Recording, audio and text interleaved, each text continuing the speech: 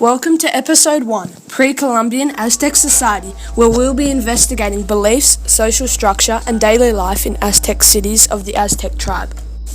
The Aztecs lasted from the 6th century to the 16th century.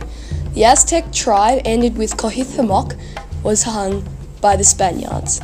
Their society was divided into 5 classes: emperor, nobles, warriors, and commoners and slaves. The emperor was regarded by the people as a god and the great speaker.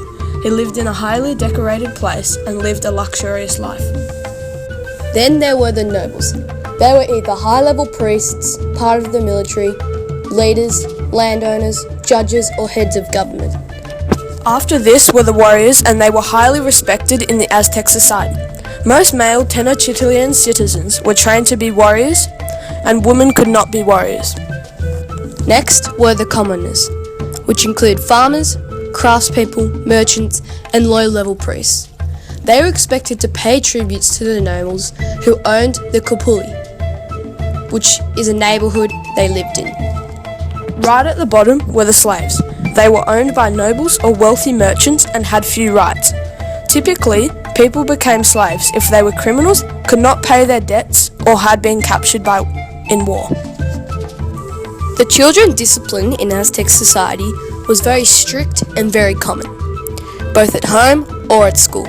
You could be speared by cactus spines, be left naked and bound in the streets, or bound over a fire and left to inhale the smoke of a chili. These were the punishments for boys only. For girls, they could be woken up in the middle of the night to sweep the house, and their fingers would be cut off if they made a mistake when cleaning. These punishments were very strict, but it made them very efficient, and they never did anything wrong. In the Aztec society, gods were a huge part of their lives and how they lived. There were 6 main gods.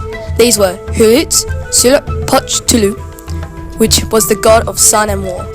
The second god was Tlaloc, the god of rain, agricultural fertility, and water. The next god is Totec, the god of springtime and new crops. Quetzalcoatl is the god of rain, nature, earth, and air. Tezcatlipoca, the god of night sky and giver and taker of all life. And Mictlantec was the god of the dead. Part of their beliefs was human sacrifice. Some examples was where you would be cut open and the heart was placed in the chukmul, and part of the body was eaten by the victim.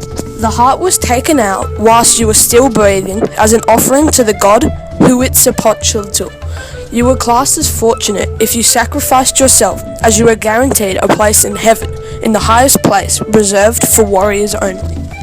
Role of men and women. An Aztec family was made up of a man, his chief wife, his other wives, his children, and other relatives such as his parents. Older people were highly respected in Aztec society.